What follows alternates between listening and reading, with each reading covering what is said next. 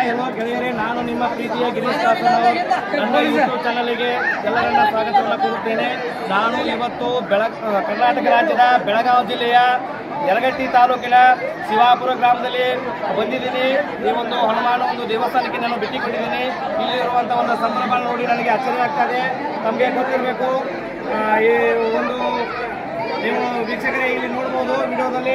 ಈಗ ನಾನು ನಿಮಗೆ ಈ ಒಂದು ಭಾರತ ದೇಶದಲ್ಲಿರುವಂಥ ಒಂದು ಕನಸು ಇವತ್ತು ನನಸಾಗ್ತಾ ಇದೆ. ಹಿಂದೂ ಧರ್ಮದವರು ಈಗಾಗಲೇ ರಾಮರೆಲ್ಲ ಒಂದು ಪ್ರಾಣ ಪ್ರತಿಷ್ಠಾಪನಾ ಹಾಗೂ ಮತ್ತು ಶ್ರೀರಾಮ ಮಂದಿರ ಲೋಕಾರ್ಪಣೆ ಆಗೋ ಒಂದು ನಿಮಿತ್ತವಾಗಿ ಶಿವಾಪುರ ಗ್ರಾಮದಲ್ಲಿ ಮುಂಜಾನೆ ಹನುಮಾನ್ ಒಂದು ದೇವಸ್ಥಾನದಲ್ಲಿ ಪೂಜೆ ಕಾರ್ಯಕ್ರಮ ನೆರವೇರಿತು. ಈಗ ದೀಪೋತ್ಸವ ಒಂದು ಕಾರ್ಯಕ್ರಮವನ್ನು ನೀವು ನೋಡ್ತಾ ಇದ್ದಿ. ಈಗ ನಾನು ಇನ್ನೂ ಹೆಚ್ಚಿನ ಒಂದು ಮಾಹಿತಿಯನ್ನು ಕೊಡುವಂತ ಪ್ರಯತ್ನ ಮಾಡ್ತೀನಿ. ನಮಸ್ಕಾರ, ತಮ್ಮ ಹೆಸರು ಹೇಳಬೇಕು ನಮ್ಮ ವೀಕ್ಷಕರಿಗೆ.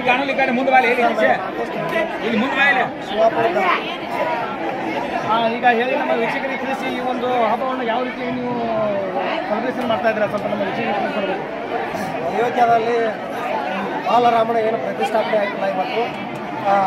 ಅಲ್ಲಿ ಅಯೋಧ್ಯದಾಗ ಅಷ್ಟೇ ಅಲ್ಲ, ಇಡೀ ಭಾರತ ದೇಶ, ಇಡೀ ಜಗತ್ತಕ್ಕೆ ಇವತ್ತು ನಮ್ಮ ಹಿಂದೂಗಳಿಗೆ ಒಂದು ಸಂಭ್ರಮ ಅಂತ ಹೇಳ್ಬೋದು ಸರ್.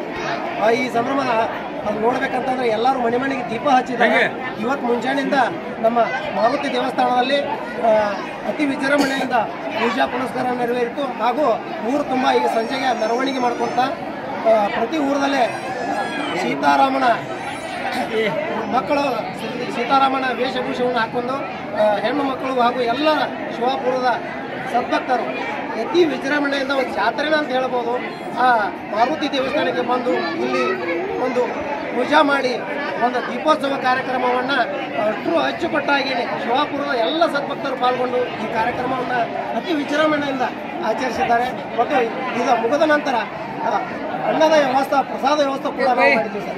ಅಷ್ಟು ಖುಷಿಯಾಗಿದೆ ನೋಡಿ. ಈಗ ವೀಕ್ಷಕರಿಗೆ ನಮ್ಮ ಮಾತಿ ತೋಟಗಿ ಅವರು ಈಗ ಏನು ಈ ಒಂದು ಕಾರ್ಯಕ್ರಮದ ಕುರಿತು ಇದ್ದಾರೆ, ಅವರಿಗೆ ಧನ್ಯವಾದ ತಿಳಿಸುತ್ತಾ ಈಗ ನಾವು ನೋಡೋಣ. ಈಗ ಮಹಿಳೆಯರನ್ನು ಕೂಡ ಮಾತಾಡುವಂಥ ಪ್ರಯತ್ನ ಮಾಡೋಣ. ನಮಸ್ಕಾರ ಅವರೇ, ಈ ಒಂದು ಹಬ್ಬದ ಕುರಿತು ನಮಗೆ ವೀಕ್ಷಕರಿಗೆ ನಮ್ಮ ಲಕ್ಷ್ಮಿ ಅವರೇ ಹೇಳಿ. ಈಗ ಈ ಒಂದು ರಾಮೋತ್ಸವ ಏನು ದೇಶದಲ್ಲಿ ಏನು ಆಗ್ತಾ ಇದೆ, ಸೊ ಅದಕ್ಕಾಗಿ ಈಗ ದೀಪೋತ್ಸವ ನೀವು ನೆರವೇರಿಸಿದ್ರಿ.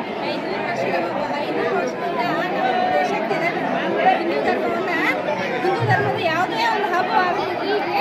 ಈಗ 500 ವರ್ಷದ ಕನಸು, ನಮ್ಮ ದೇಶದ ಕನಸು ನನಸಾಗೈತೆ ಅಂತ ಖುಷಿ ಆಗತೈತೆ. ಸಂಭ್ರಮದಿಂದ ಆಚರಣೆ ಮಾಡಿ. ವೀಕ್ಷಕರಿಗೆ ಮತ್ತೊಬ್ಬರನ್ನ ಮಾತಾಡುವಂತ ಪ್ರಯತ್ನ ಮಾಡೋಣ. ತಮ್ಮ ಹೆಸರು ಹೇಳಬೇಕು ನಮ್ಮ ವೀಕ್ಷಕರಿಗೆ. ಪತ್ಮಯ್ಯ ಪೂಜಾರಿ. ಹೇಳಿ ನಮ್ಮ ಒಂದು ವೀಕ್ಷಕರಿಗೆ ಈ ಹಬ್ಬದ ಸಂಬಂಧ ರಾಮೋತ್ಸವದ ಬಗ್ಗೆ ಈಗಾಗಲೇ ದೀಪೋತ್ಸವ ಆಗಿದೆ. ಈ ಕಾರ್ಯಕ್ರಮದ ಕುರಿತು ನಾವು ಹೇಳಬೇಕು. ಮೊದಲನೇ ಮಾತು, ಶ್ರೀರಾಮೋತ್ಸವ 500 ವರ್ಷದಿಂದ ಆಗಬೇಕಂತ ಇತ್ತು. ಇದು ಏನೋ ಒಂದು ನಮ್ಮ ಪೂರ್ವಜರ ಪುಣ್ಯದ ಫಲ. ಇಂಥ ಒಂದು ಸಂದರ್ಭದಲ್ಲಿ ನಾವೆಲ್ಲರೂ ಕುಡಿತೀವಿ. ಭಾಳ ಒಳ್ಳೆಯ ಒಂದು ಕಾರ್ಯಕ್ರಮ ದೀಪೋತ್ಸವ. ನನಗೆ ಭಾಳ ತುಂಬ ಖುಷಿ ಆಗ್ತಿದ್ದೆ. ಯಾಕಂದರೆ ಇದು ಭಾಳ ಒಂದು ಗೌರವದ ಒಂದು ಇದು ಕೀರ್ತಕ.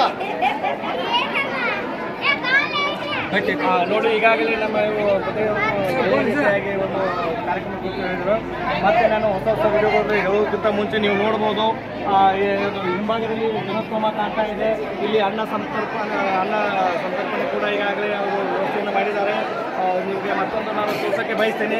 ಈಗ ಶಿವಾಪುರ ಗ್ರಾಮದಲ್ಲಿರುವಂಥ ಹನುಮಾನ ಒಂದು ಮೂರ್ತಿಯನ್ನು ನಾನು ತೋರಿಸುವಂಥ ಪ್ರಯತ್ನ ಮಾಡ್ತೇನೆ. ನೀವು ನೋಡ್ಬೋದು, ಬಲಭಾಗದಲ್ಲಿ ಇರುವಂಥ ಶಿವಾಪುರ ಗ್ರಾಮದಲ್ಲಿರುವಂತಹ ಒಂದು ಆಂಜನೇಯ ಮೂರ್ತಿಯನ್ನು ನಾನು ತೋರಿಸುವಂಥ ಪ್ರಯತ್ನ ಮಾಡ್ತಾ ಇದ್ದೇನೆ.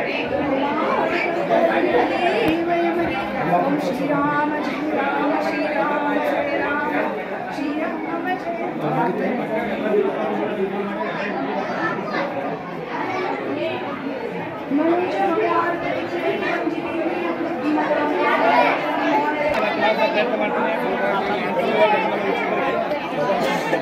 ಈಗ ಏನೇ ನಮ್ಮ ಈ ಒಂದು ರಾಮೋತ್ಸವ ನಮ್ಮ ಭಾರತ ದೇಶದಲ್ಲಿ ಸೆಲೆಬ್ರೇಷನ್ ಮಾಡ್ತಾ ಇದ್ದಾರೆ.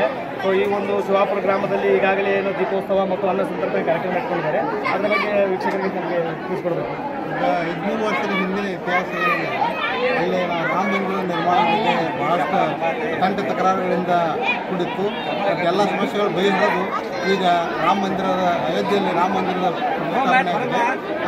ಇದರಿಂದ ಎಲ್ಲ ಮನೆಗಳಲ್ಲಿ ದೀಪ ಹಚ್ಚಿ ದೇವಸ್ಥಾನಗಳಲ್ಲಿ ಪೂಜೆ ಪುನಸ್ಕಾರಗಳು ಆಗಿದ್ದಾವೆ. ಈಗ ಊಟದ ಕಾರ್ಯಕ್ರಮ ದೀಪೋತ್ಸವ ಎಲ್ಲ ಮುಗಿದು ಈಗ ಇದಕ್ಕೆ ನಾವು ಜೈ ಶ್ರೀರಾಮ್ ಅಂತ ಜೈ ಶ್ರೀರಾಮ್ ಜೈ ಶ್ರೀರಾಮ್ ಜೈ ಶ್ರೀರಾಮ್ बोलो भारत माता की जय।